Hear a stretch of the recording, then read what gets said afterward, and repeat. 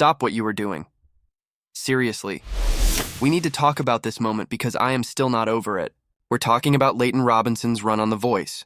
Her absolutely scorching cover of Maren Morris's I Could Use a Love Song, and the ending that left millions of viewers completely stunned. This wasn't just a performance. It was a statement. She brought a country foundation, vocal agility, and an undeniable star quality to the knockouts. She nailed the vibe, she hit those soaring high notes, and she sold the emotion. I mean, the sheer brilliance was on display. But here's the central question burning up the internet right now. The one that has split fans down the middle and sent Ryba's team strategy into question. Was Leyton Robinson flat out robbed in the knockout round? We're diving deep into the community outrage. We're going to dissect exactly why so many fans believe this talented vocalist deserved to stay. We'll explore the polarizing critiques, the strange comparison to her previous battles, and whether this elimination was the biggest misstep of the season. Stick around because the verdict from the community is loud, clear, and it's a resounding yes, she deserved to advance. Let's start with the undeniable facts, the moments that convinced thousands of people watching that this performance was a guaranteed ticket to the next round. When Leyton Robinson chose Maren Morris's modern country anthem, I Could Use a Love Song, she picked a challenging track, one that requires both grit and grace. And for a significant portion of the audience, she delivered exactly that. Many expressed that her unique vocal texture immediately set her apart. Some people feel her tone is inherently unusual, and that's a massive asset. It makes her stand out in a crowded field of sopranos. That's the key to longevity, right? Not sounding like everyone else. When she climbed into that upper register, folks were glued to their screens. You could hear the passion. One viewer perfectly captured the sentiment, saying it was a gift of a song, calling her simply brilliant.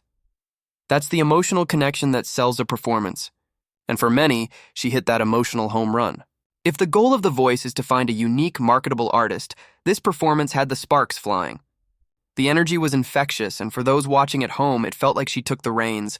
But wait, because the moment you have a performance this big, you get an equally big backlash.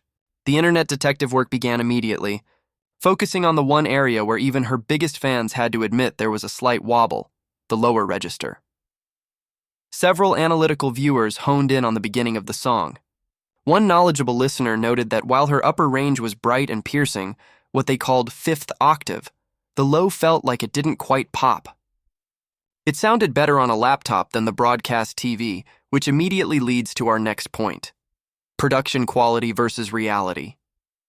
Are we even hearing the true performance or an edited version designed to manufacture drama? It makes you wonder. Other critiques went even deeper into vocal technique. Some people felt her placement was slightly too high, even in the lower notes. Someone else suggested that while she has control, she seemed disconnected from the emotion in those quieter moments. And then, there's the blunt assessment. A few people flat out declared it was the wrong song choice for her for sure. Ouch.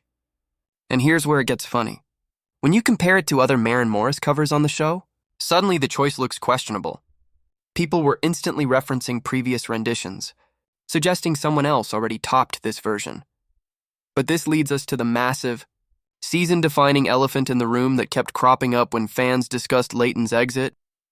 If you want to ignite a firestorm in the Voice comment section, bring up the other singer Reba chose to keep over Leyton. The conversation quickly pivoted away from Maren Morris to Manny Costello. This is where the analysis flips from vocal critique to team management critique. Many fans felt this was a classic case of a coach making a decision earlier in the competition that simply didn't pan out later. Remember the battle round? Fans were vocal, saying Manny arguably won that round vocally, yet Reba went with Leyton. Then, in the knockouts, Reba lets Leyton go. This backtracking created massive frustration. People couldn't wrap their heads around the logic. One comment perfectly summarized the confusion. It's strange. Reba picked Leyton over Manny in the battle round, and then lets Leyton go in the knockout rounds. Go figure! This inconsistency fuels the robbed narrative. It suggests the decision wasn't purely about this performance, but about complex, often hidden, coaching preferences or even show pacing. Some people even brought up the idea that Reba had a winner already picked from the start, making Leyton's excellent performance feel ultimately irrelevant to the final outcome. That feeling of powerlessness is what turns viewers into frustrated armchair strategists. So, Did the performance truly warrant an immediate exit? Based on the emotional investment and the technical highlights many viewers saw, the answer is overwhelmingly no. Leyton Robinson absolutely delivered a performance worthy of the next round. The critiques about the lower register are valid points of discussion for a coach, but they rarely equate to an instant ticket home for an artist with that much ceiling.